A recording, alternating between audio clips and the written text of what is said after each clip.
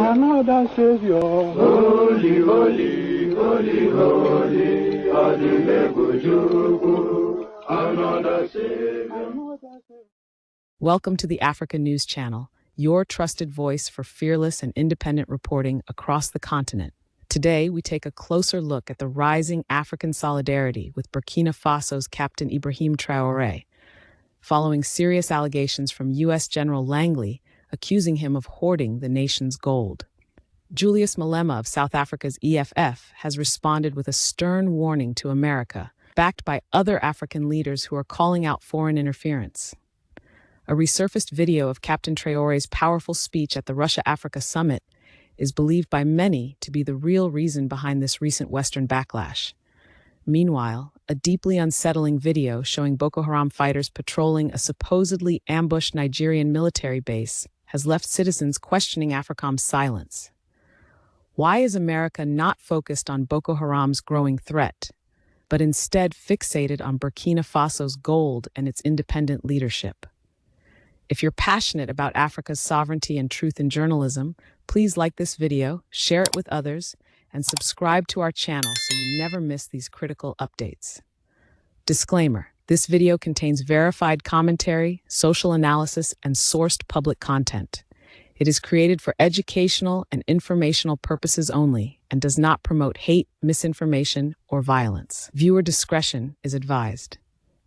Let's begin with the growing outrage surrounding comments made by U.S. General Langley.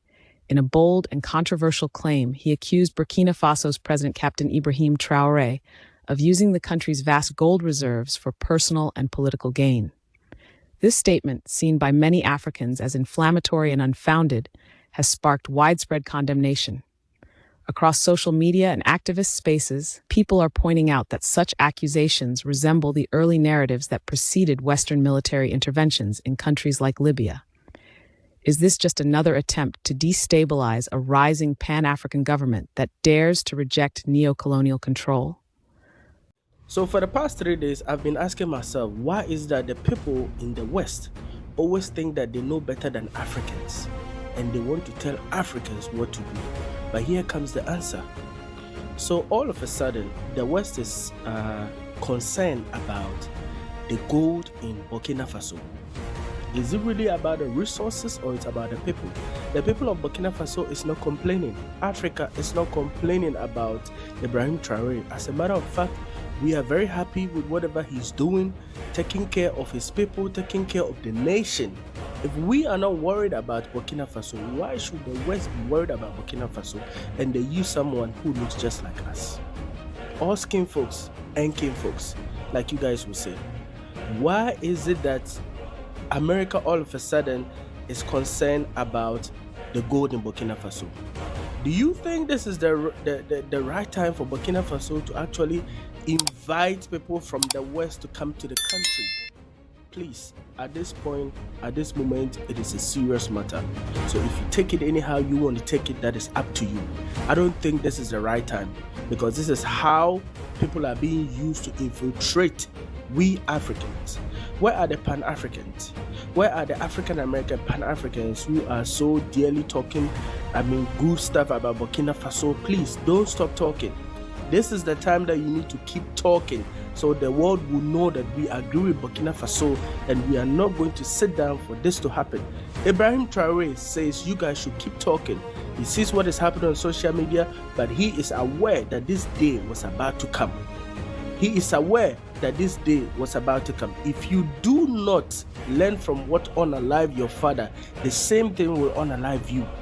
He knew this day was coming because of what happened to Thomas Sankara.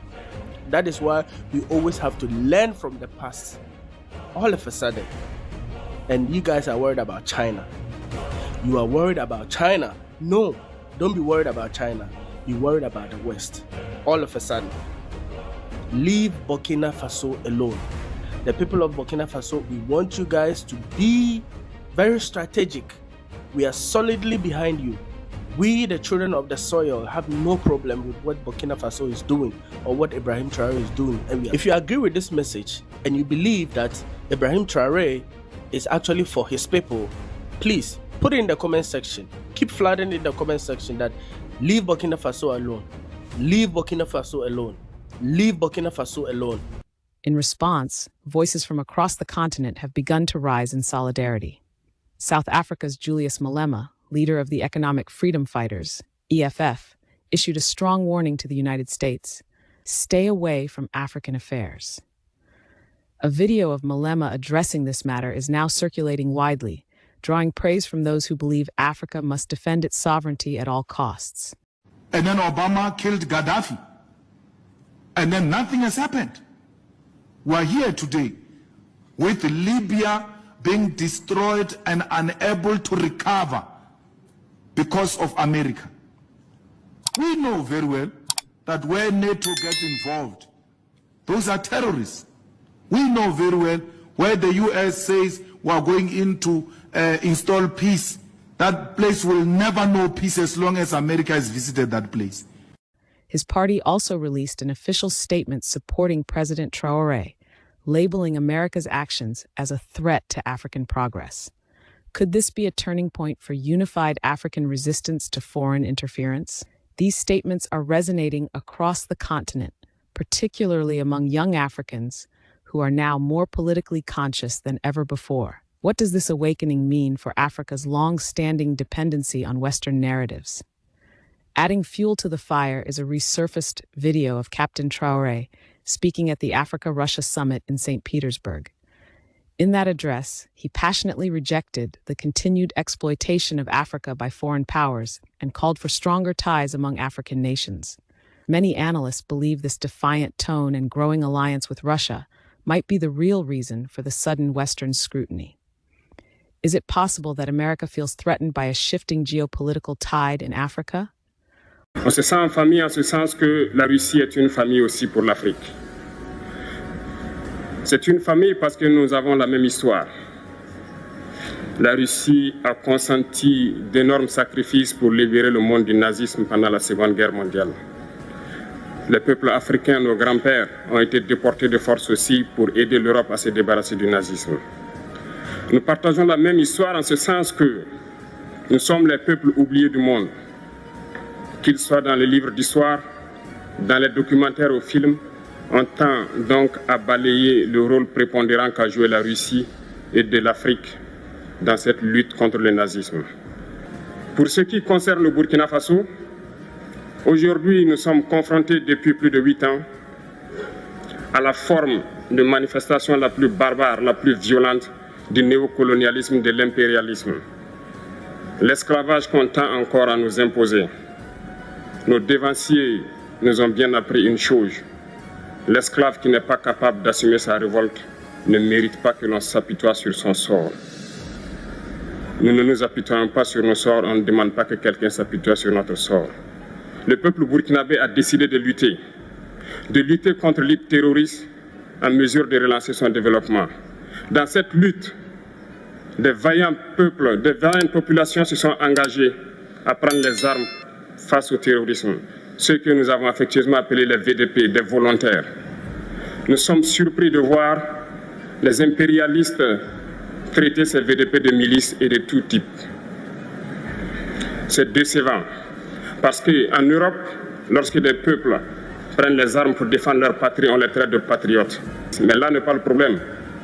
Ce qui est le problème, c'est de voir des chefs d'État africains qui n'apportent rien à ces peuples qui se battent, mais qui chantent la même chose que les impérialistes en nous traitant de milices, en nous traitant donc d'hommes qui ne respectent pas les droits de l'homme. De quels droits de l'homme parle-t-on? Nous nous offusquons contre cela et c'est honteux. Il faut que nous, chefs d'État africains, nous arrêtons de nous comporter donc en marionnettes qui dansent à chaque fois que les impérialistes tirent sur les ficelles. Hier, le président Vladimir Poutine a annoncé donc l'envoi de céréales en Afrique. Nous sommes bien contents. Nous lui disons merci pour cela. Mais aussi, c'est un message passé à nous, chefs d'État africains, parce qu'au prochain forum, nous ne devrons pas venir ici sans avoir assuré, pour ceux qui ne connaissent pas la guerre, l'autosuffisance alimentaire de nos peuples.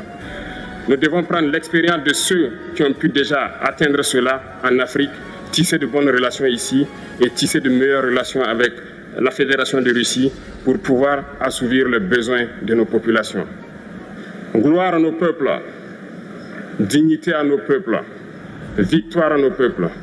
La patrie ou la mort, nous vaincrons. Merci, camarades. While these political battles unfold, a separate but equally disturbing video has emerged from Nigeria. Members of the Boko Haram insurgent group were seen patrolling what appears to be a captured Nigerian military base. Allahu Akbar, Zukurullah. Le bene da kita kan. Na kanda kiye.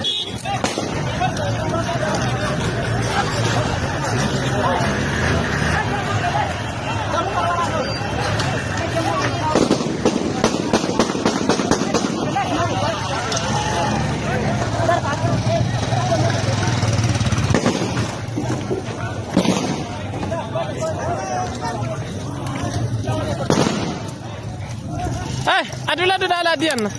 Ala dian. Bidal maya segala ala dian. Ala dian. Sampai kanon na. Koi dah kaya pada. Sama ya jom dia jawab hari ini. The video has sparked outrage and fear, with many asking why AFRICOM and General Langley are not addressing this escalating security crisis in Nigeria. Why is the focus on Burkina Faso's gold instead of combating well-documented terrorist threats? These contradictions have led many Africans to believe that the real agenda isn't about democracy or human rights, but about resources and control. If that's the case, how should African leaders and citizens prepare for what comes next? As these stories develop, we encourage our viewers to think critically, stay informed, and ask tough questions. Why does the West suddenly care about Burkina Faso's leadership? Why is Captain Traore being vilified while Boko Haram runs wild in Nigeria with little international outcry? Are we witnessing the beginning of a new African resistance or a repeat of old tactics under new disguises? Thank you for watching this in-depth report. If you found it insightful, please support our work by subscribing to our channel, sharing this video, and joining the conversation in the comments below. Your voice matters, and your engagement helps us keep telling the stories that mainstream platforms often ignore. If you'd like to go a step further in supporting our work, consider exploring our membership perks. Your backing fuels independent African journalism that stands for truth and sovereignty. Stay informed, stay vigilant, and stay proud. Africa is rising.